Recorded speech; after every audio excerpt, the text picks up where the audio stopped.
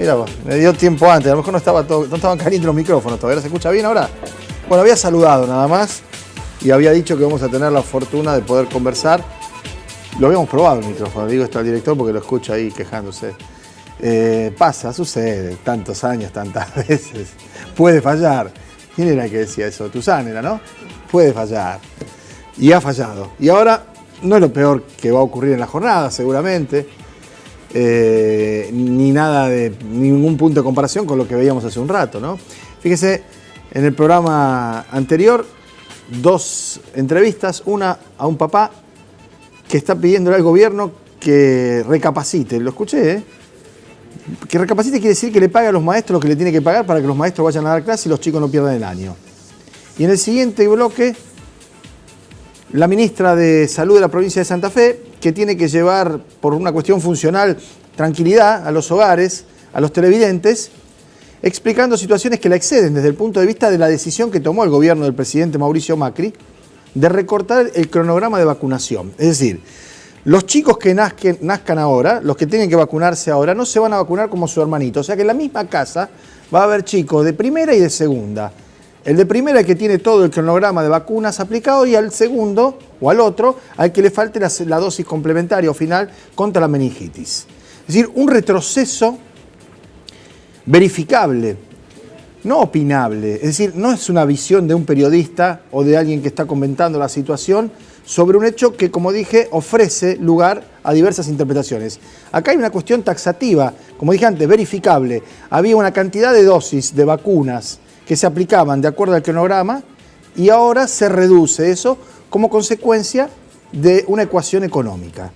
La otra, en el bloque anterior, en el programa anterior, un padre de una escuela dependiente de la Universidad Nacional de Rosario pidiéndole al gobierno que recapacite y deje de ofender a los maestros, ofreciéndole una pauta de ajuste salarial que es la mitad de lo que es el costo de la vida y que hace que se hayan perdido ya 27 días y que en la Universidad Nacional de Rosario, igual que en todas las del país, llevemos meses de inactividad y que no haya una reacción en la opinión pública frente a una situación de estas características. Y este es el hecho más delicado.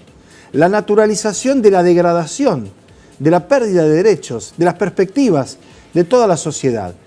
El miércoles que viene va a haber un paro de transportistas, de transportes especiales para discapacitados. El gobierno de Macri, de un plumazo, de un decreto, eliminó las pensiones para la discapacidad, 170.000. Y cuando se empezó a mover la cosa, porque la gente se sensibilizó de manera extrema, revisó y de esas solamente rehabilitó 30 o 40.000. Y hay gente que está a la deriva, tratando de ver de qué manera puede solucionar el problema que eso le genera. Además, en un sector vulnerable, diría casi indefenso de la sociedad. Los chicos que van a rehabilitación, las personas con discapacidades, necesitan eso de manera insustituible, no hay otra cosa para hacer. No se trata de un incremento en la energía eléctrica que después viene un ministro y le dice, bueno, apaguen de las 10 lamparitas 5 y van a gastar la mitad, con esas simplificaciones absurdas, como decir el presidente de la República que no se puede andar en patas y en remera en casa en invierno. Con el tema de la discapacidad no hay vuelta. La medida que han tomado los transportistas, a los que no les pagan desde hace meses, ni le modifican la cuota que les corresponde percibir, que les pagan los institutos desde hace un año.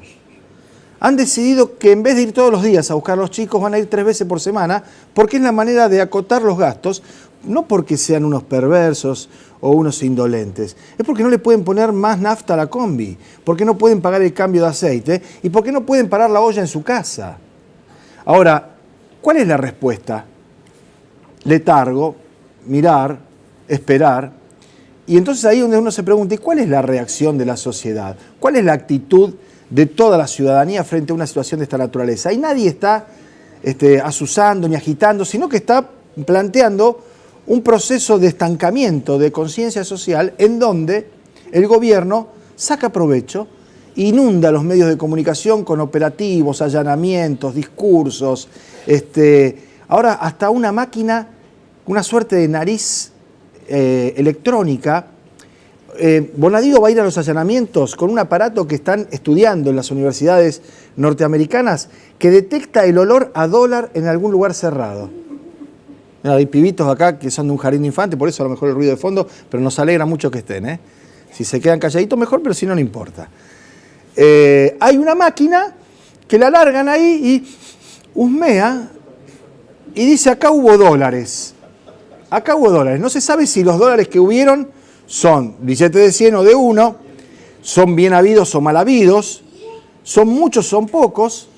Yo espero que el que ingrese con la máquina no tenga ningún problema de meteorismo o de mala digestión y eructe o pierda alguna ventosidad porque elimina el proceso, se nulifica.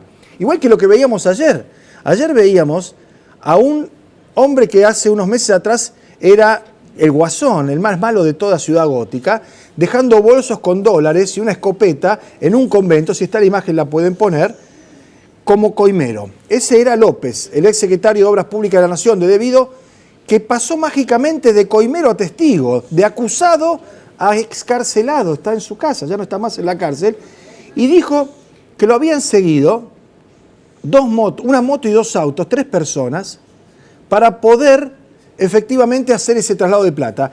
Y vimos las imágenes, miren las imágenes, el tipo dice que lo acompañaba una moto y otro auto siguiéndolo. Ahí están las imágenes. No se ve nada de nada, ni un cruce en una boca calle. Nada de nada. El relato de este hombre es contando cómo lo acompañaban. Salvo que haya habido una abducción, que tampoco ya a esta altura, después de la máquina que olfatea, ayer Canal 3 mostró una vaca que era abducida, con el colega Brasca contándole a una señora diciendo que vio como la vaca la chupaba un elemento. Estamos en un nivel ya de dislate, en donde se hace difícil sostener algo con algún grado de criterio de seriedad. Pero ¿qué pasa? Todo esto se diluye cuando llega la boleta del gas. Entonces, si pagabas 500, te llegaron 1.500. Cuando llega la energía eléctrica, que aumentó el 1.200%. Cuando los chicos que van a las escuelas del Estado, o los que no van a la escuela del Estado, mejor dicho, a las escuelas privadas, les llega la cuota, o la medicina prepaga. O hay que empezar a ver si el chico ya no puede ir más a guitarra, a natación o a jugar a la pelota, o la nena a teatro o a natación o a jugar a la pelota. Esto es lo que define, esto es lo que no se puede evitar, lo que no puede detenerse. Este es el viento que no se frena. Lo que hay que ver es cómo se canaliza esto. Y la verdad es que este comentario era independiente de la presencia de nuestro entrevistado inmediatamente después de la pausa, que es un emergente de estas situaciones en España, donde además también, ¿no?, los que quisieron llevar agua para su molino empezaban a dibujar que los grupos que se iban movilizando, Podemos, en Barcelona en Común, eran la antipolítica o eran una suerte de reacción frente a la política, al hartazgo. No. Son visiones diferentes, lo vamos a charlar con el vicealcalde de Barcelona, que es nuestro entrevistado, que ayer prometíamos y no le decíamos el nombre porque no teníamos la certeza, aunque él lo había dicho. No es que no confiáramos en él, sino en el que estaba en el medio. Tampoco es eso, ¿no? Pero es la política, es siempre la política. Aun cuando quieran disfrazarla de no política o de contrapolítica, es siempre política. Siempre es política. Hay buenos políticos y malos. Hay honorables, hay corruptos, hay perseverantes, hay genuflexos, hay de todo. De cuáles sean las proporciones, porque no hay todos de uno y todos del otro, en todos lados hay de todo, de cómo sean esas proporciones, les va un poco mejor o un poco peor a sus comunidades y a sus países. Así que los invito a quedarse con nosotros, vamos a hacer una pausa y vamos a charlar con el vicealcalde de Barcelona, que es tucumano. Usted dirá, ¿cómo? Pues es tucumano, ¿sí? Y como en Cataluña, en España, tanto, y justo, sí, es tucumano. Ahora le vamos a contar toda la historia de Gerardo, de su padre también, porque parece también que hay que contextualizar, por esta historia, ¿no?, que uno cree que las cosas pasan porque pasan. Bueno, el presidente dio una explicación extraordinaria. Veníamos bien y pasaron cosas. Una de las cosas que pasó fue un 10 de diciembre de 2015. Fíjense en las efemérides a ver qué pasó ese día. A la pausa y venimos.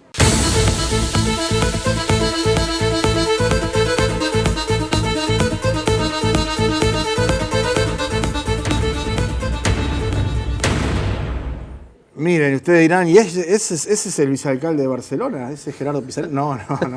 Esos son los niños y las maestras del jardín Los Aromos.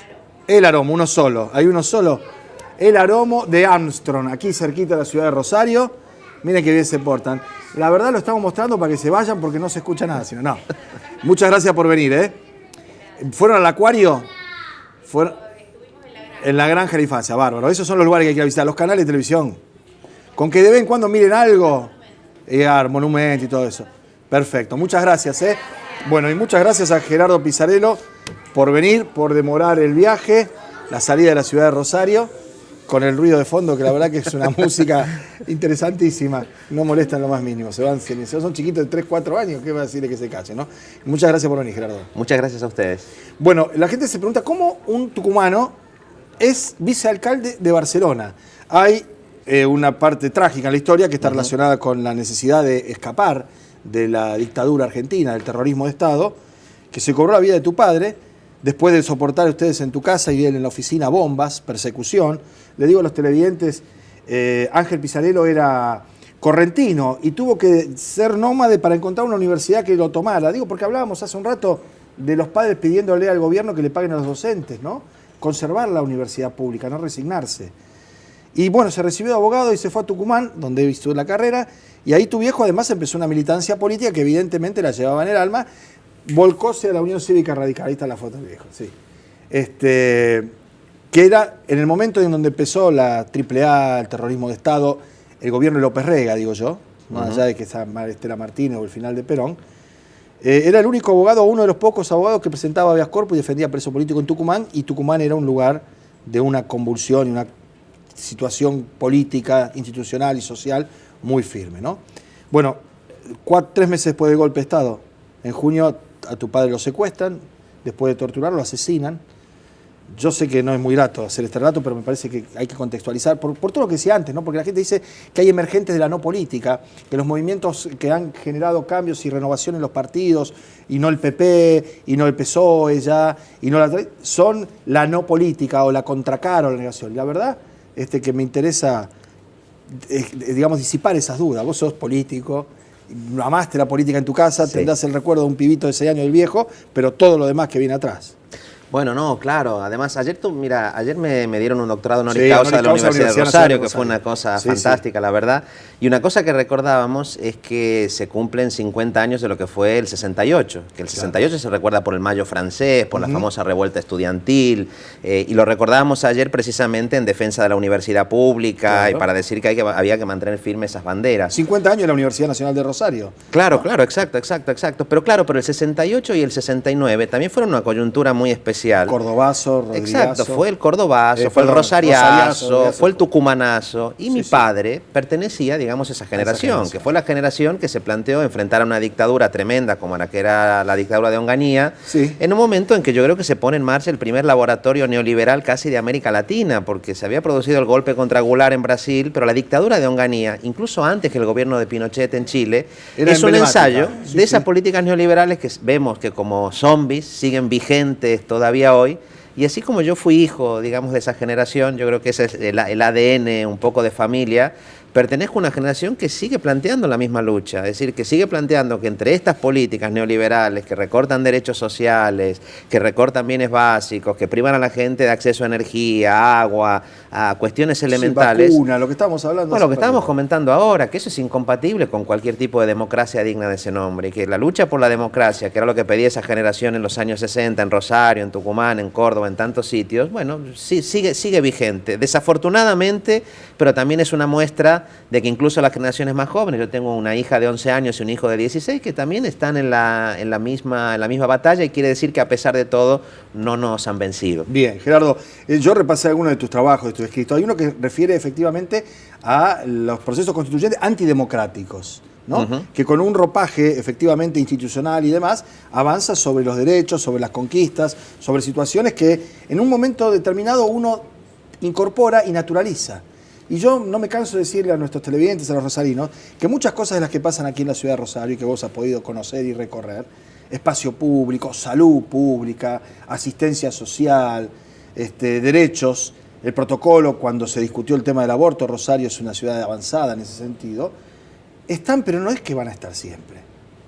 que uno naturaliza eso, sube la vara y cree que eso no baja. Se puede bajar, se puede retroceder. Sí, porque la historia de los derechos es eso, los derechos nunca caen del cielo, los derechos no son algo que salga del escritorio de los juristas, son conquistas ciudadanas y que deben mantenerse constantemente. Si la ciudadanía no hace suya la reivindicación de esos derechos, no los defiende, no los protege, y eso es una tarea de cada generación, los derechos se acaban perdiendo, ¿no? Yo por eso recordaba, precisamente escribí un libro sobre este tema, que a veces uno piensa en las constituciones y me dicen, no, las constituciones sirven para garantizar derechos. Sí, pero hubo constituciones que no servían para eso, sino para restringirlos, que restringían el sufragio. En el siglo XIX no podían votar las mujeres, solo podían votar quienes eran grandes propietarios, etcétera, etcétera, ¿no? Y uno lo que ve, yo lo veo en Europa, es como si se estuviera conformando una especie de nueva constitución, incluso europea, que en lugar de recoger lo que fueron, digamos, las grandes conquistas después de la Segunda Guerra Mundial, derechos sociales, más democracia política, algo de democracia económica, estamos viendo un retroceso y estamos viendo que hay unas especies de normas que están en los tratados internacionales, etcétera, etcétera, que lejos de garantizar esas libertades, son restrictivas, ¿no? Y que por lo tanto eso es una prueba, como digo, que la democracia y los derechos humanos nunca son adquisiciones definitivas. A uno le gustaría pensar que son conquistas civilizatorias, que los derechos sindicales, que la libertad de expresión, que la libertad ideológica, que el pluralismo político son conquistas definitivas, pero uno lo ve y dice, bueno, en pleno siglo XXI ve la instrumentalización del Poder Judicial para perseguir a los disidentes políticos, a los adversarios con los que no se está de acuerdo, ve que los tribunales constitucionales no protegen derechos sino que los restringen, y por lo tanto esa batalla por la democracia, por los derechos humanos, por el propio Estado de Derecho, es una batalla interminable. Bien. En España ha habido un cambio cualitativo de la representatividad política, sin perjuicio de que el Partido Popular, el PSOE, las fuerzas, en su momento me acuerdo de Anguita, Izquierda Unida, que lo entrevisté hace 30 años. Sí, qué bien. Y siempre era una promesa, terminó siendo una promesa incumplida, como le dije, pero ha dejado el germen, ¿no? Porque de ahí aparecen bifurcaciones de distintos partidos con distinta orientación. Digo partidos o fuerzas políticas o movimientos sociales, como le quiera llamar, que llegan finalmente al poder. A partir del sufragio y de interpretar las demandas de la gente, de la población. Ustedes generaron un partido nuevo. Bueno, sí, nosotros fuimos producto de una situación que fue imprevista, es decir, de la misma manera que en Argentina se produjo la gran crisis del 2001, en el caso de España, 10 años después, ¿no? En el 2011, se produce una crisis muy fuerte de la representatividad política, vinculada también a una crisis financiera importante, el problema de la vivienda, todo el país prácticamente endeudado, gente que era expulsada de sus casas y que se quedaba sin casa y se quedaba también endeudada. Y en medio de todo eso aparece un reclamo de regeneración política como mínimo, ¿no? Y nosotros, yo vivía en Barcelona en ese momento, era profesor en la Facultad de Derecho, pero también tenía mucho contacto con movimientos sociales que defendían... un observatorio ustedes. Exacto, ¿no? Y colaborábamos con movimientos sociales que defendían el derecho a la vivienda, y la portavoz de la plataforma de afectados por la hipoteca era la actual alcaldesa de la ciudad, Ada Colau. Que vivió un tiempo en la calle con los hijos, ella lo ha contado. Sí, ¿no? Y participaban en actos de desobediencia contra los bancos. Sí, que nadie se la contó, digamos, a ella. No, exacto. Y nosotros estamos vinculados a eso. Entonces, cuando estalla, digamos, el movimiento del 15M en las plazas, el 2015, el 2011, perdón, ahí hacemos una reflexión que es, nosotros siempre hemos estado, digamos, no en la política institucional, sino que hemos estado en la calle. Pero el problema es que desde las instituciones se aprobaban permanentemente normas y políticas que perjudicaban a la gente que estaba en la calle. Y decidimos intentarlo.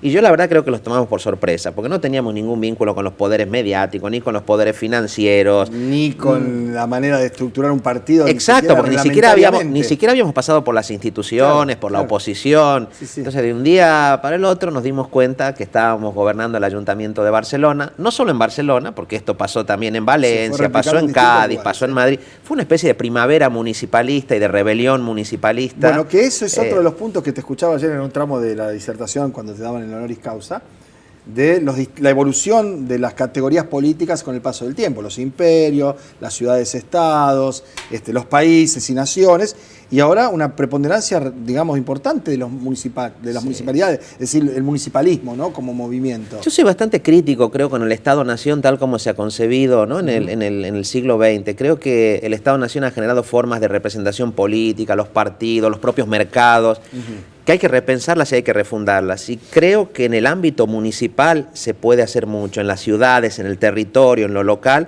porque finalmente la democracia, digamos, nació en Atenas, ¿no? En las grandes ciudades se produjeron las grandes revueltas que permitieron conquistas de derechos, innovaciones desde el punto de vista cultural.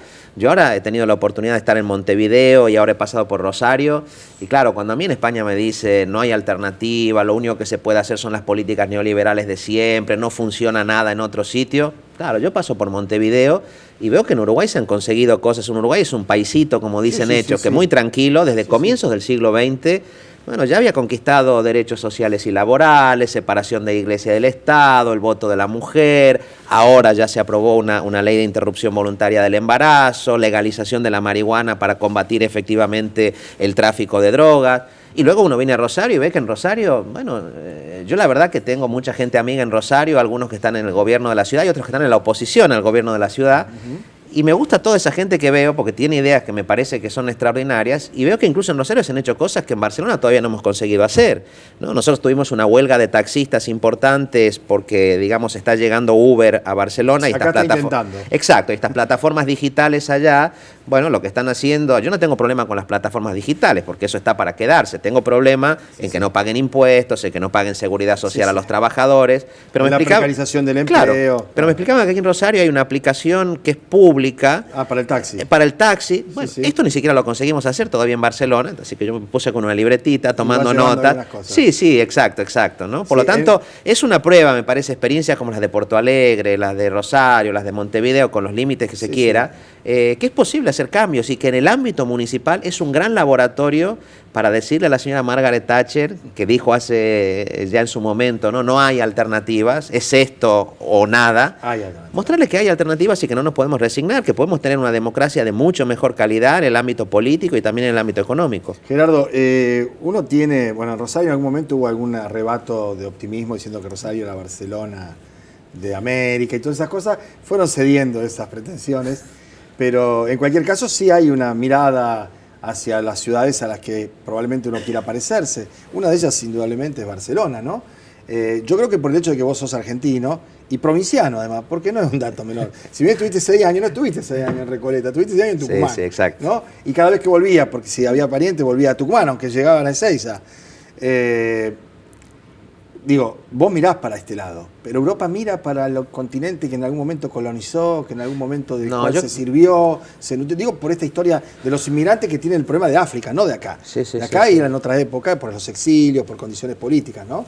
Bueno, yo creo que desafortunadamente Europa, que fue la cuna, ¿no?, de la Ilustración, de la Revolución Francesa, de grandes valores que luego se universalizaron incluso, vive un momento muy provinciano, ¿no?, y de mucha arrogancia y muy ciega a muchas cosas que están pasando en el sur, que son enormemente interesantes. Yo mismo, ya digo, nosotros con Ada Colau, que actualmente es alcaldesa de la ciudad de Barcelona, conocimos a los cooperativistas en materia de vivienda uruguayos allá por los años 90, y siempre pienso que nuestra propia experiencia está muy vinculada a cosas que pasaron, por ejemplo, en América Latina. Y Europa mira poco al sur, está viviendo un momento de un provincianismo muy fuerte, grave a mi juicio, porque incluso como consecuencia de las políticas estas que se están aplicando, que generan tanta desigualdad y tanta precariedad, está habiendo en Europa un retorno de un tipo de nacionalismo de extrema derecha en algunos países, en Hungría, uno lo está viendo en Italia, en Alemania incluso, que recuerdan lo que pasó a los años 30 del siglo XX, y eso es enormemente preocupante, ¿no? Uno pensaba que ese tipo de racismo, de xenofobia, había pasado la historia, y uno está viendo que estas políticas de ajuste, que estas políticas que precarizan, conducen a ese monstruo del autoritarismo, de la xenofobia, de querer culpar al pobre que uno tiene al lado de cosas que a veces son, digamos, responsabilidad de los grandes evasores, de los grandes fondos buitre, pero para la gente es más fácil culpar al pobre migrante que llega de África y que fue y lo tiene al lado. Exacto, entonces eso está pasando en Europa y a mí eso me parece preocupante, ¿no? Bien, hablábamos del municipalismo y de la cercanía, que es el primer escritorio con el que uno se encuentra, un ciudadano que va a pedir algo, pero se puede constituir este grupo, estas representaciones, estas expresiones políticas en una opción de poder nacional, digo, en los próximos comicios, que no sea el PP únicamente y el PSOE, que haya una expansión, digamos, para llegar a... Yo veo muy difícil que sin la consolidación de lo que nosotros llamamos las ciudades del cambio, de esa red municipalista, pueda haber un cambio en otras escalas, ¿no? Bien. Y me parece que incluso es necesario y es bueno que sea así, porque consolidar experiencias que le muestren poder así, la mudanza muy rápida. Y que le muestren a la ciudadanía que se puede gobernar de manera más honesta, que no hace falta enriquecerse cuando uno llega a la función pública, que se puede hacer de manera más honesta, que se puede hacer de manera eficiente, porque después era esto, los neoliberales nos decían... También eso sí, el Estado que nos decían que la única manera de hacer políticas rigurosas, etcétera, era ajustando a la gente que peor lo pasaba. Claro. Y nosotros nos desendeudamos con la banca convencional, somos un ayuntamiento que no genera, digamos, déficit, tampoco superávit, y que sin embargo conseguimos mostrar que se podían tener otras prioridades. Yo creo que si la gente percibe que somos capaces de hacer política de otra manera, es más fácil que los cambios en otras escalas se produzcan. Perfecto. Gerardo, ha sido un gusto conversar. Nos hemos quedado 2:30 en punto de la tarde. Seguiremos charlando en la medida de lo posible, vía Skype o como se pueda. Muchas gracias por haber venido. Buenísimo, muchísimas gracias. Un verdadero placer. A ustedes también les agradecemos que nos hayan acompañado. A partir de las 2 de la tarde, mañana tenemos la tertulia con los colegas Leo Richardino y Oscar Bertone. Que pasen un lindo día. Chao.